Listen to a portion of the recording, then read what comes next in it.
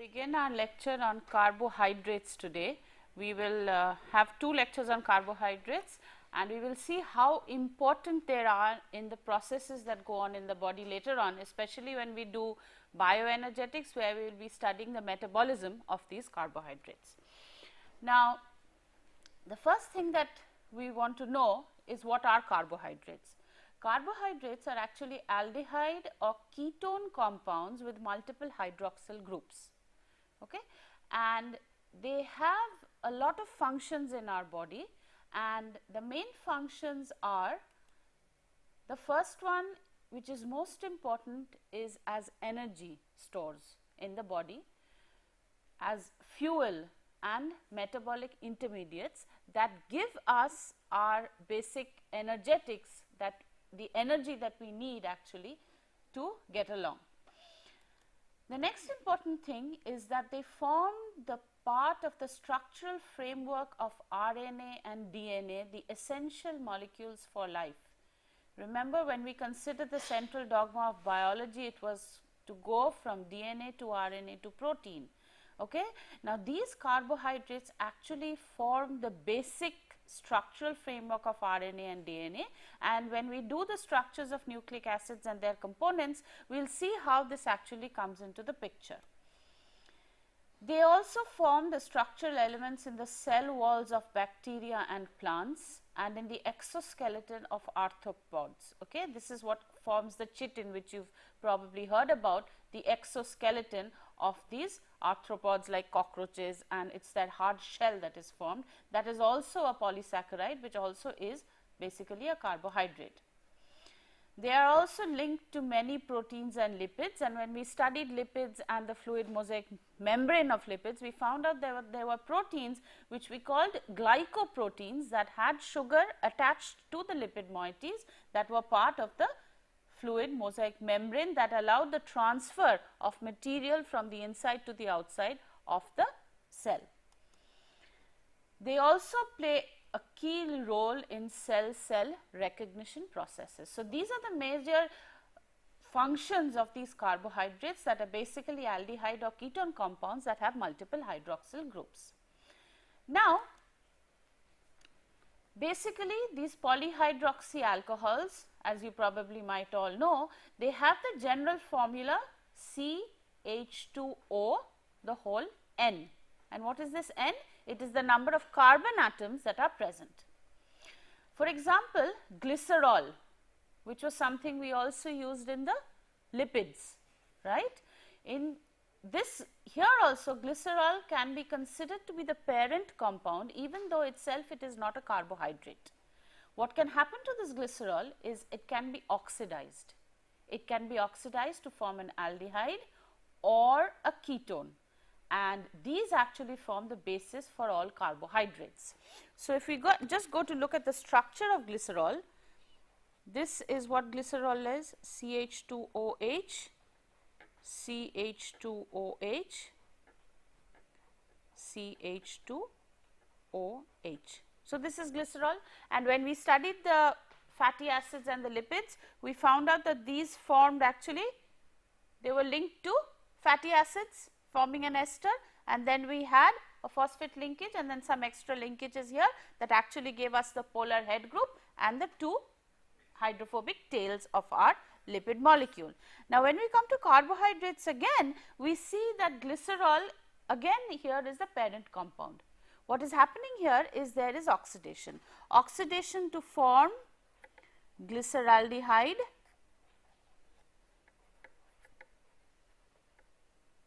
this is CHOH.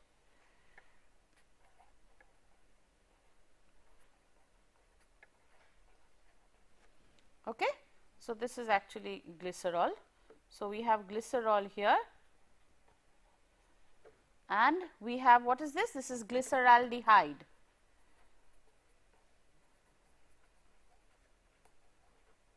We can also form CH2OH, C double bond O, CH2OH, which is called dihydroxyacetone. Dihydroxyacetone. acetone. Okay. So, we know that acetone is CH3COCH3. This is dihydroxyacetone. So, we have again the parent compound being glycerol, and from this we can get these two aldehyde and ketone components that actually form the basis for all carbohydrates. So, we have carbohydrates that contain an aldehyde like glyceraldehyde that are called aldoses, and glyceraldehyde is an aldotriose because it has 3 carbon atoms, an aldose with 3 carbon atoms.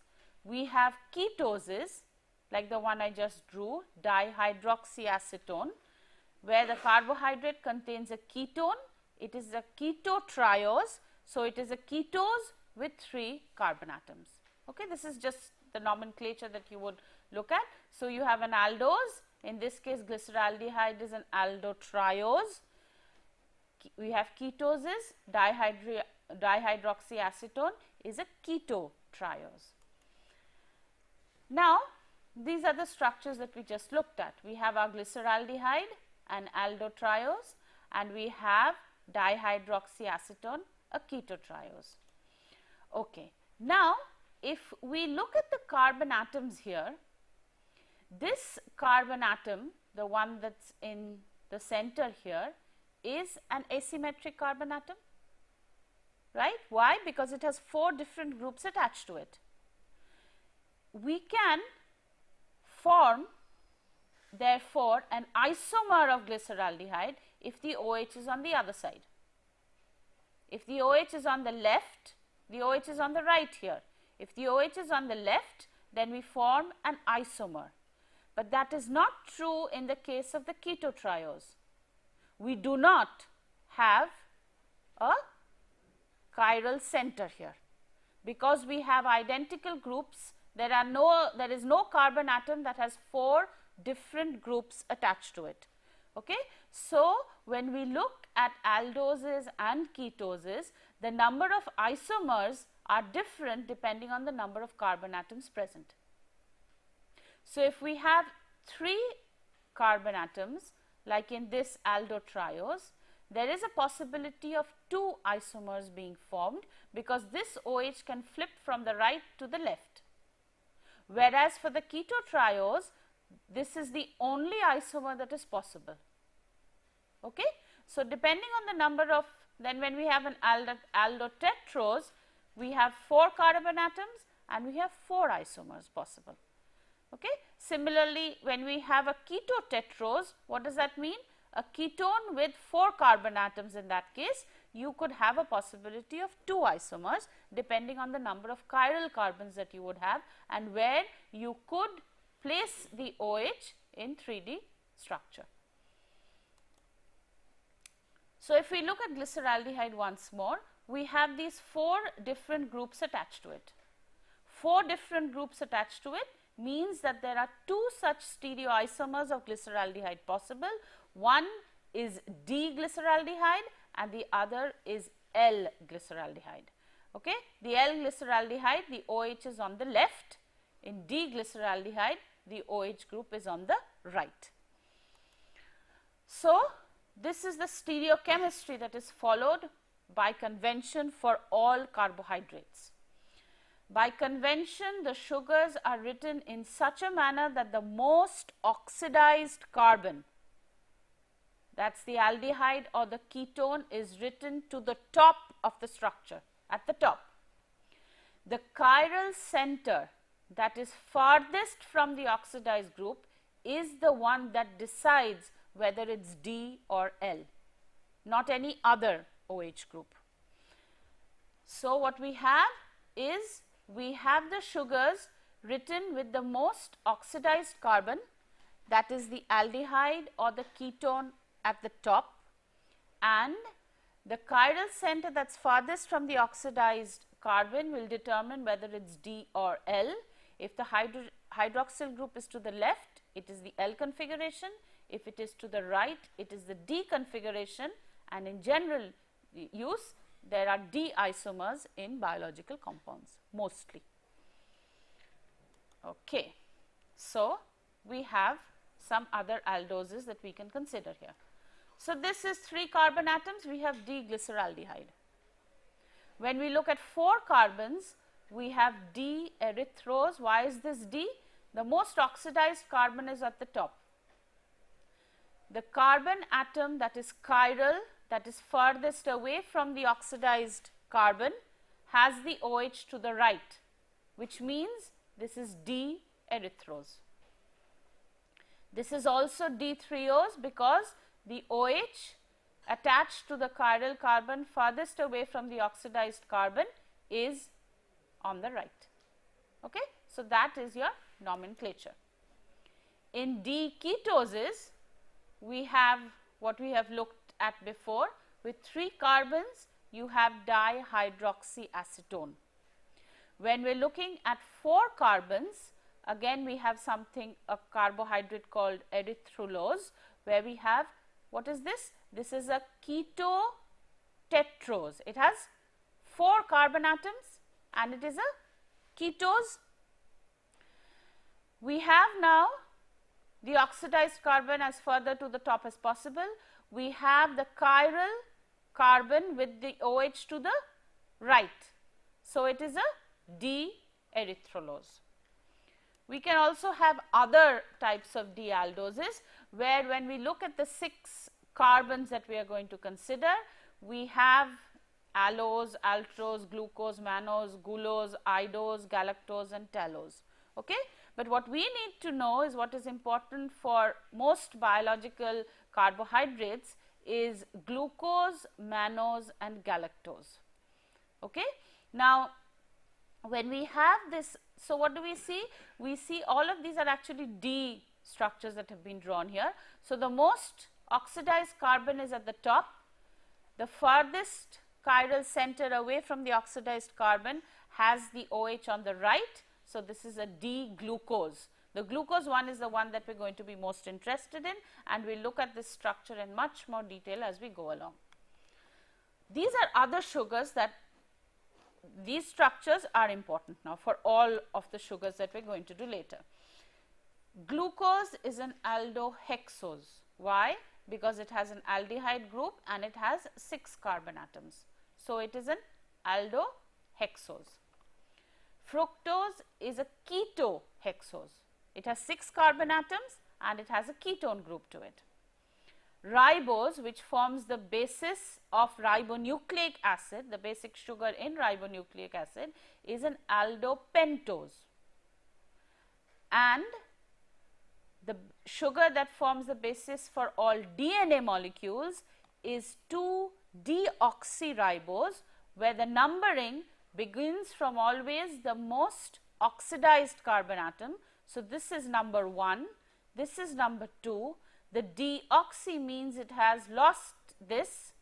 So, it is now CH2. So, this is deoxyribose. So, what we have for ribose that is going to form the basis for ribonucleic acid is the ribose sugar, which is an aldopentose. For deoxyribonucleic acid, the basis is 2-deoxyribose, which is missing an OH, and we will see how important this is in a lot of structures. For example, when we did the mechanism of ribonuclease, we found out that the ribonuclease, because it acts on this 2' OH, could not act on DNA and cleave DNA. It could only cleave ribonucleic acid, if you remember when we did enzyme mechanisms. So, these are the small biomolecules that are extremely important, or probably the most important ones, where we have glucose, fructose, ribose and 2-deoxyribose. So, these are some other important monosaccharides. D-glyceraldehyde is the simplest of sugars.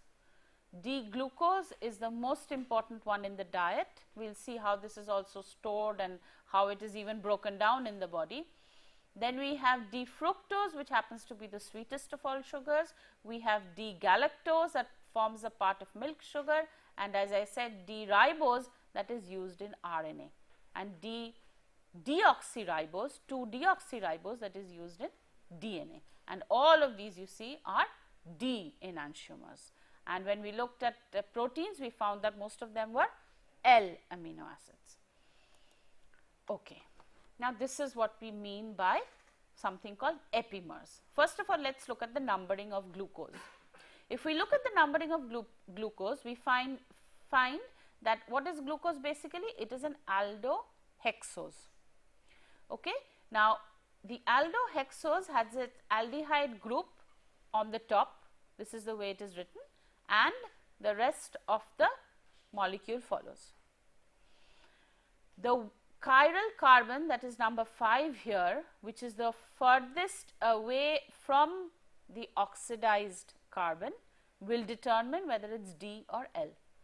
This is on the right, so it is D glucose. We have now 2 other aldohexoses here, D mannose and D galactose. Okay.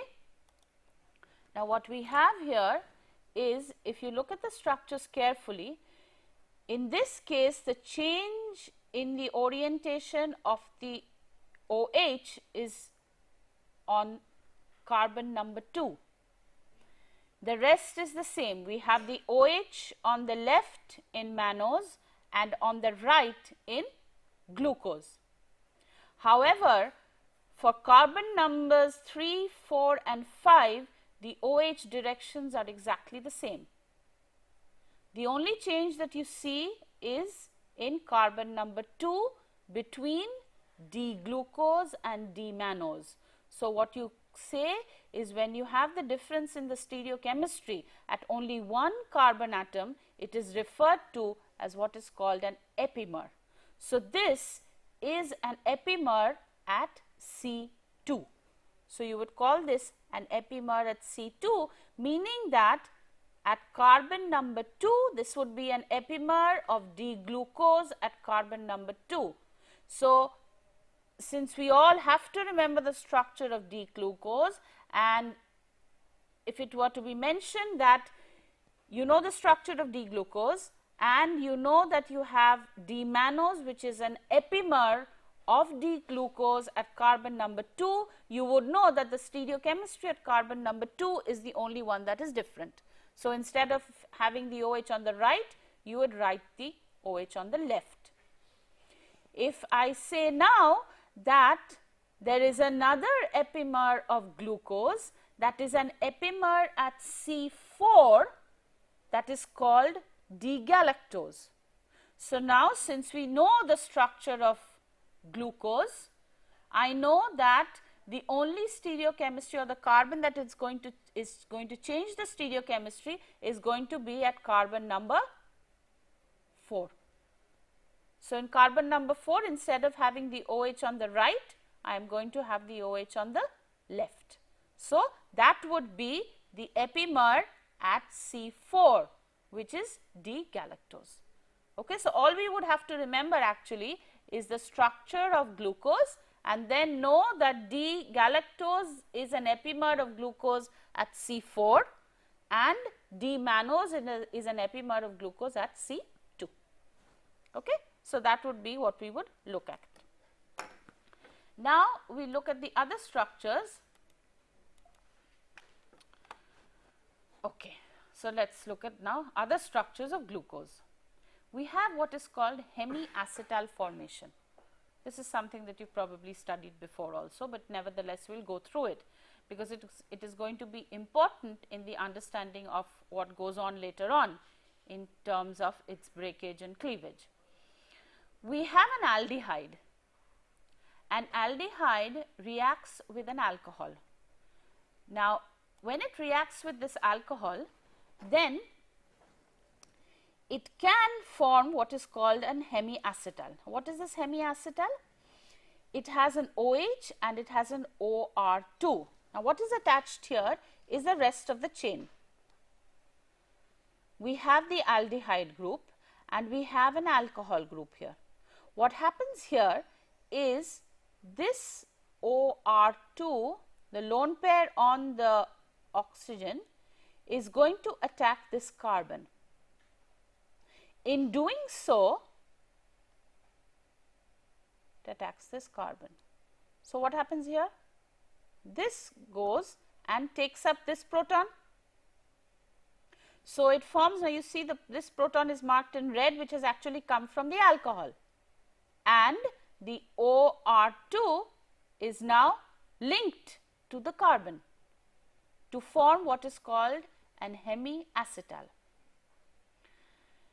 So, we can also form an acetal. What is going to happen to the acetal now? We are going to have again this attack the carbon here, and what is going to be released now? The OH. The OH is going to take up this H and form H2O and an acetal. Okay? So, this is extremely important in the cyclization of glucose, which we will see in a moment, and we have two such forms of glucose called an alpha form and a beta form. Basically, what is happening is, in the glucose structure, we have not only an aldehyde group, but we also have an alcohol group. So, what does it actually look like? We have here not only an aldehyde group, so we have C, this is what we have. So, if we write this actually in a different fashion, let us just write it out straight first.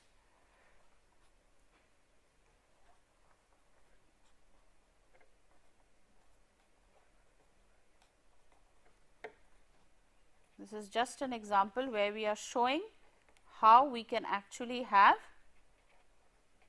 So, where is our aldehyde? Our aldehyde is sitting here, and where is our alcohol? It is here.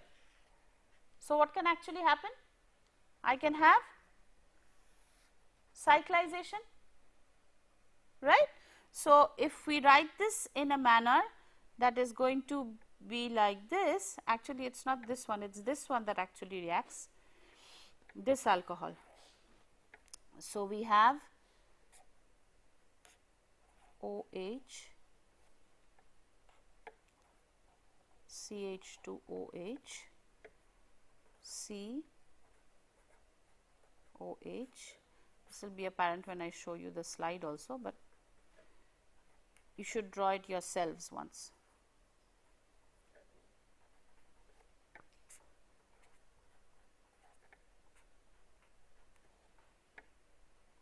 Okay, so we have an H also sticking here. So, if we just number the carbons, let us be careful in our numbering. We have this as carbon number 1, 2, 3, 4, 5 and 6, right. When we look at the carbons here, this is 1, 2, 3, 4, 5 and 6. So, which is the alcohol that is actually forming the hemiacetal? It is this alcohol with this aldehyde, right, because this CH2OH is up there, number 6. So, the numbering is 1, 2, 3, 4, 5 and 6. So, now if we have the same reaction going on, what is going to happen is this from the oxygen is going to come here, and what is this going to do? It is going to take up this proton, and what are we going to form? We are going to form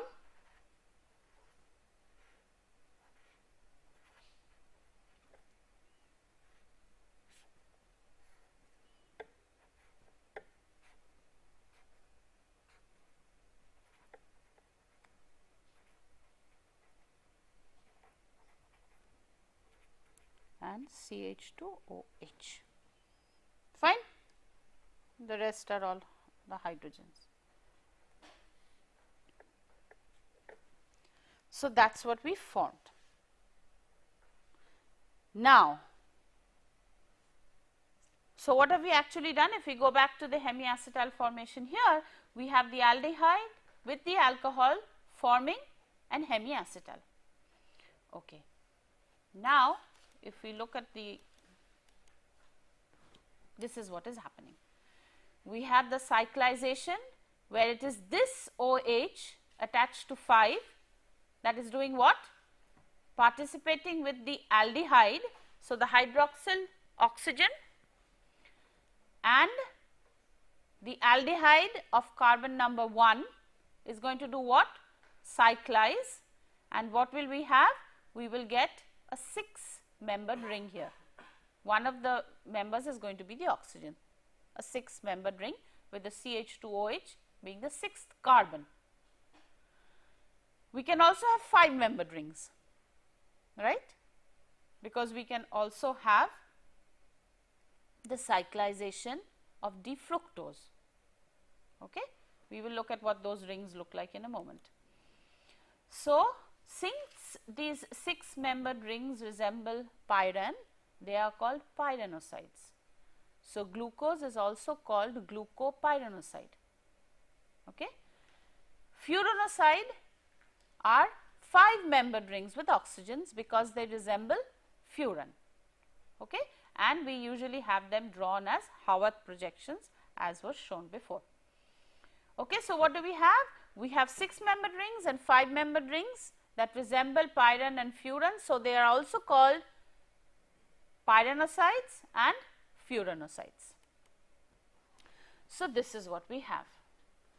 You should try and work out the structure for the case of furanose and see what it looks like. Okay? You should get a 5-membered ring in that case because we have the C double bond O, but to the C double bond O we have a CH2OH attached, right. So, now if we look at the alpha D glucopyranose, now we will see what this alpha is in a moment, but for now we have to know that we have a 6-membered ring here and we have the oxygen resembling the structure of a pyran. So, we have glucopyranose. The 5-membered ring in case of fructose, which is a ketohexose, is forming a fructofuranose. Now, there are some things that we can notice here, especially at carbon atom number 1. Carbon atom number 1, in the first diagram we have the OH that is trans to the CH2OH. In the second diagram we have the OH cis to the CH2OH, which is the 6th carbon. So, what do we have? We have what is called an alpha anomer and a beta anomer, and you form anomers of glucose only when you have the closed ring structure. So, what do we have? We have in this case the OH on carbon atom number 1 that we have to take care of. If this OH is trans to the CH2OH, it is called an alpha anomer. If it is cis to the CH2OH, it is known as a beta anomer. The same goes with fructofuranose. The CH2OH, if it is cis to the other CH2OH, it is the alpha. If it is trans, then it is the beta form. Okay? This is what are the anomers. So, the different stereoisomers alpha and beta are called anomers, and we have the aldehyde or ketone carbon, which will give us or decide whether we have the anomeric in the beta position or in the alpha position, and you have to remember that this is only possible when there is cyclization, not before that. So, we have the alpha OH down compared to CH2OH, that is trans. If the beta OH group is up compared to CH2OH, it is basically a cis conformation when it is beta, and we have the alpha, and we will see how this is going to help us in all the glycosidic linkages that we talk about later on. Okay, so this is what we have. We have our glucose here, we have the cyclization, and what is the cyclization leading us to? When we have the OH trans to the CH2OH, we have alpha D glucose. When we have the OH cis to CH2OH, it is beta D glucose. When we have the ketose sugar, what do we have? In this case, they have shown the OH trans to the CH2OH and the OH cis to the CH2OH.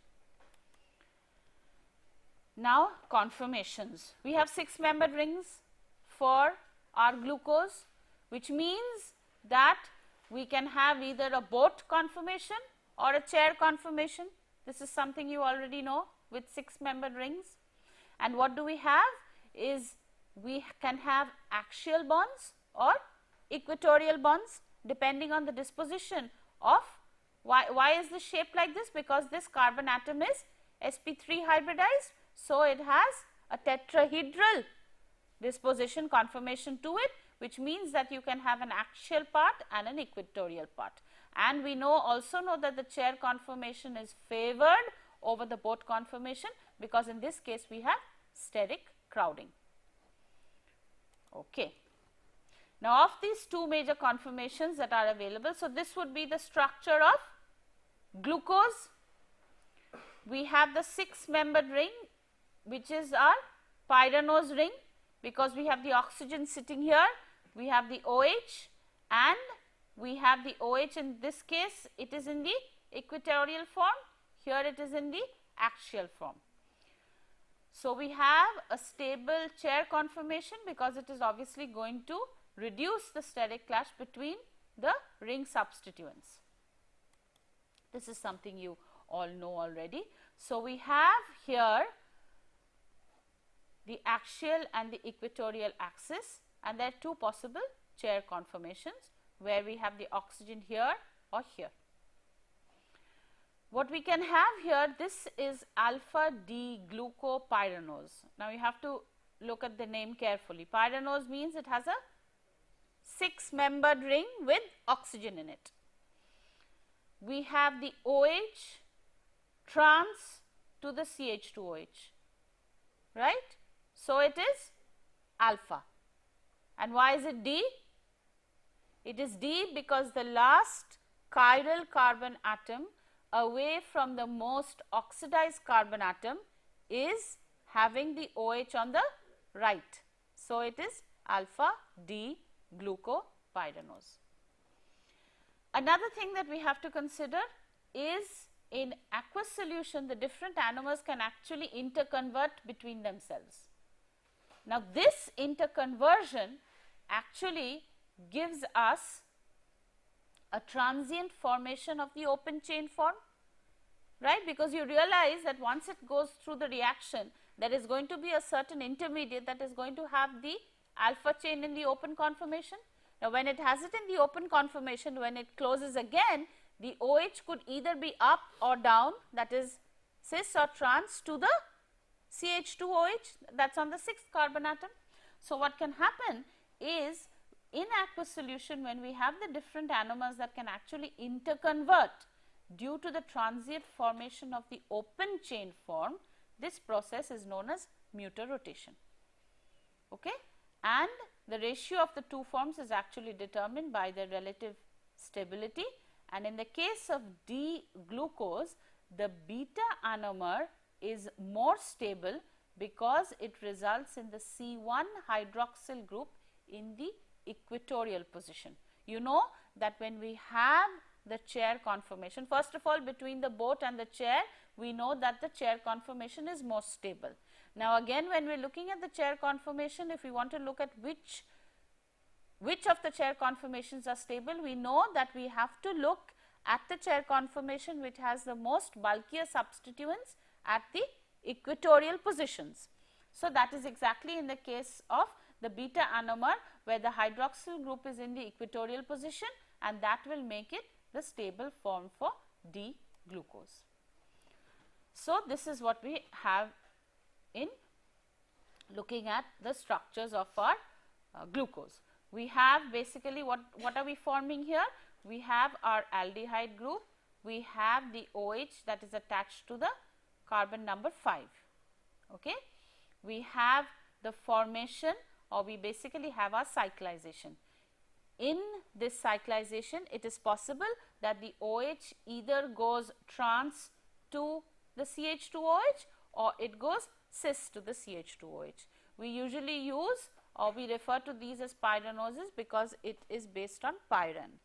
And then we also know that when we look at the chair conformation of this, it would be more convenient to have the OH group at an equatorial position, so that there would be more, or basically there will not be any bulky groups at actual positions, which would be unfavorable.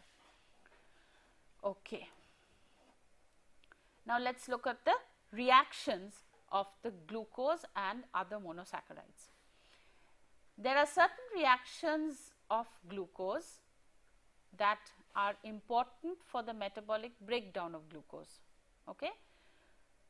There is oxidation and reduction that can occur. Oxidation and reduction required for the complete metabolic breakdown of glucose.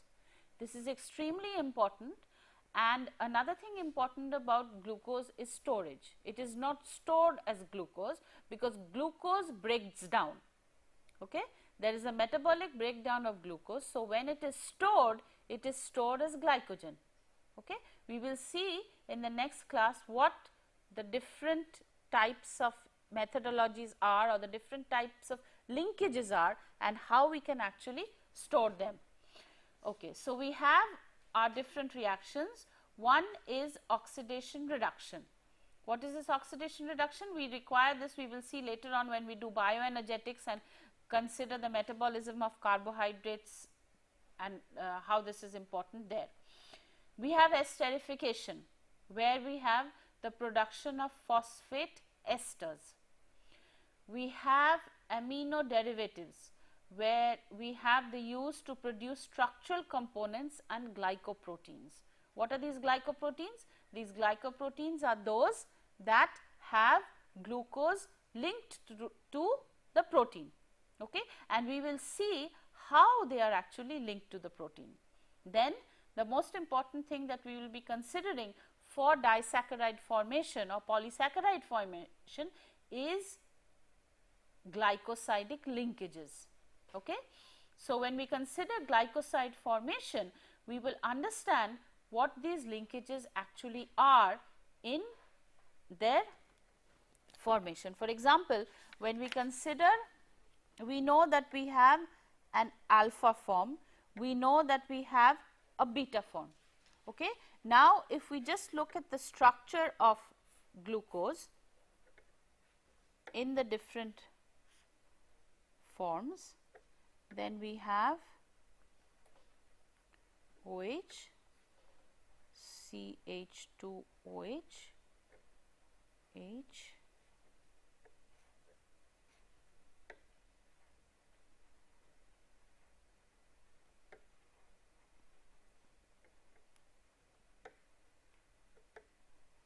what is this form?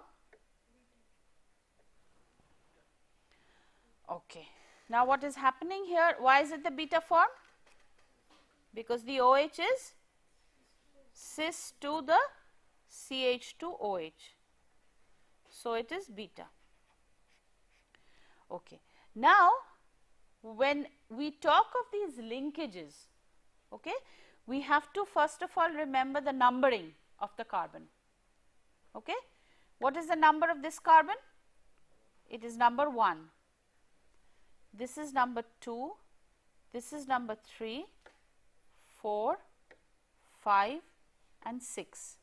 What happened here? We had a hemiacetal formation. Why? Because we have the aldehyde and the OH of carbon number 5 linked together. Now, when we have glycosidic linkages, we will see in the next class, we are forming now from one unit, we are going to link in another unit. In the linkage of the other unit, we are going to first of all look at whether this carbon is alpha or beta. Then we are going to determine what it is linking to, or which two carbon atoms are linked. If you link a 1 and a 4 and the first carbon atom that you are linking is in the beta form, this forms what is called a beta 1,4 linkage. Okay? So, if I were to write another beta form of this.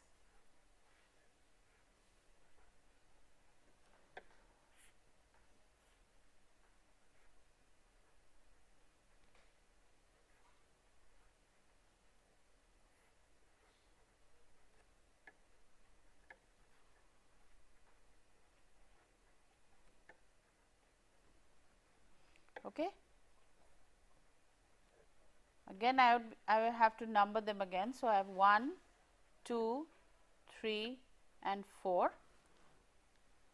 If I have now a link between the carbon atom at 1 here and the carbon atom at 4 in the other monosaccharide. Okay, so, this is one monosaccharide and this is the other one. Now, if I link these two together, it at 1 and 4, I would have a 1,4 glycosidic linkage. Okay? And depending on whether the first monosaccharide being linked to the second one was in the alpha or beta position, I would have the numbering as, or the basically the type of glycosidic linkage as beta 1,4. Okay? We will look at this in a bit more detail when we do the next lecture. Okay. So, what are the reactions that of these glucose? These are the specific reactions that can actually go on, and we looked how we can actually have glycosidic formation. What is this glycosidic formation? If we go back to the slides here, we have the linkage of the monosaccharides. In this case, what we looked at was the formation of a possible disaccharide. But if we keep on linking in this fashion, if we have a series of say beta 1,4 linkages, then obviously I am going to form what is a polysaccharide. Okay. And we will look at the different linkages as I said in the next class. Now, one of the reactions that is extremely important when we consider aldehydes is their oxidation to carboxylic acids. In their oxidation, the sugar that has a free aldehyde is usually referred to as a reducing sugar. Okay? So, the sugar with the free aldehyde, for example, like glucose. Okay? Glucose is a sugar that has a free aldehyde. So, all aldoses, what are aldoses? Aldoses are sugars with free aldehyde groups. So, all these aldoses are reducing sugars, and what happens is actually the name, the O's, when you have the name, the suffix OSE, it refers to as a sugar. Okay, so, whether it is a ketose or an aldose, it has the OSE. Okay, an aldose is where you would have the sugar in the aldehyde form. A ketose is where you would have it in the ketone form. So, the name basically is made by changing the O's ending, that is the O's, the end of the O's to onate. So, if we had glucose, it will become gluconate. Okay. Now, the test for reducing sugars is something called Fehlings reaction.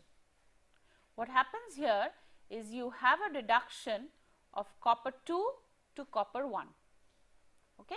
Now, the basic reaction, this is a reaction for reducing sugars for aldehydes. What happens in that case is this is Fehlings reaction.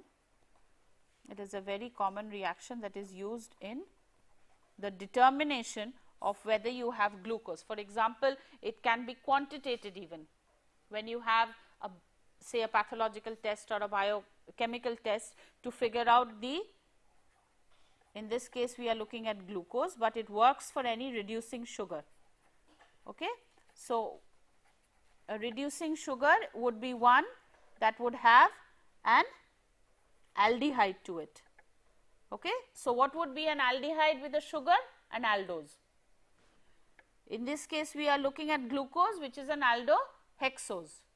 Okay. So, that is basically all the nomenclature that we would know for a monosaccharide. What is basically happening here is in Fehlings reaction, you are going from Cu2 to Cu1. What happens is you have RCHO plus 2Cu2 plus 5OH minus. So, it is basically an alkaline medium where this goes to RCOO minus. So, what have we formed from glucose? We have formed gluconate plus we have to Cu2O. Then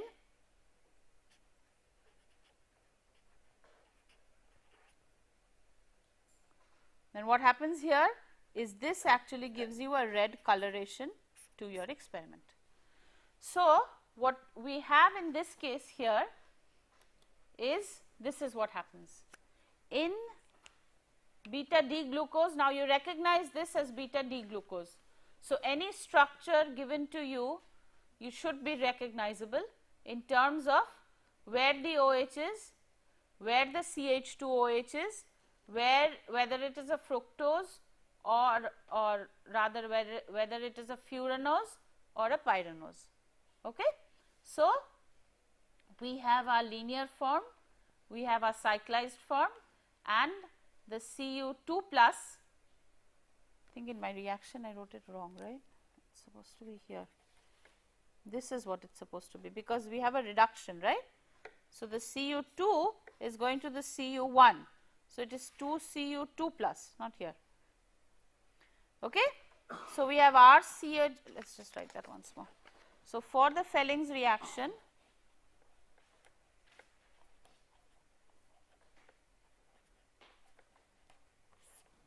we have RCHO, that aldehyde, plus, because this has to be reduced, going to Cu1. The first case we did not do that, 5OH minus going to, so what are we going to have here? Oxidation Cu2O plus 3H2O, and this red coloration is going to be an indicator of the presence of glucose, okay, or the presence of a reducing sugar. So, we have our beta D glucose, the D glucose in the linear form forming the gluconate, right? Okay. So, this is basically what we did today. We consider the monosaccharides, okay. The monosaccharides are the simplest carbohydrates and we found out that they all are formed from glyceraldehyde, okay. The basic form is glycerol, then from glycerol we form glyceraldehyde and we know that we have two forms of glyceraldehyde, D-glyceraldehyde and L-glyceraldehyde. What determines whether it is D or L? It is the disposition of the OH at the chiral carbon. If it is on the left, it is L-glyceraldehyde. If it is on the right, it is D-glyceraldehyde. Then we have the aldehydes or ketones that would have two or more hydroxyl groups attached to it. Basically, that would be the carbohydrates, and the empirical formula is CH2O whole N, where N is the number of carbon atoms present. We have aldoses and we have ketoses, depending on whether we have the oxidized carbon in the aldehyde form or in the ketone form. The open chain forms of glucose and fructose cyclize into rings. We looked at that also, where the aldehyde can react with an alcohol to form an intramolecular hemiacetal. We looked at a reaction where it is possible for the aldehyde and the alcohol to form a hemiacetal, but in this case we have the aldehyde and the alcohol both in the same molecule. Since they are both in the same molecule, we form an intramolecular hemiacetal, and then a ketone can react with an alcohol to form an intramolecular hemiketal. Okay? So, when we form these structures, we form either a pyranose depending on whether we have a 6-membered ring, or we form a furanose if we have a 5-membered ring. For the fructose case, we will have a furanose, and for the glucose case, we have a pyranose. Then we also looked at how the pyranose ring can actually adopt either a chair conformation or a boat conformation, and the furanose actually adopts what is called an envelope conformation. What is this envelope conformation? I am sure all of you are aware of this. When we have the furanose, it looks like this, right? When we have the pyranose, it looks like this, right? So, this would be our pyranose and this would be our furanose. So, what happens in this case is it is these parts that are level, and in this case we have either the chair or the boat conformation, but in this case we have what is known as an envelope conformation. What is the envelope conformation? The oxygen is slightly lifted up from the rest of the carbon atoms, like an envelope, like a flap of an envelope. Okay? So, like the flap of an envelope, this would adopt an envelope conformation, this would adopt a chair or boat conformation. But what did we find out? We know that it is going to adopt a chair conformation. Why?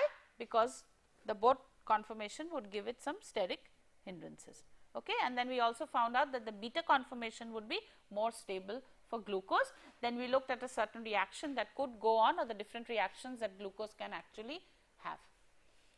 Thank you.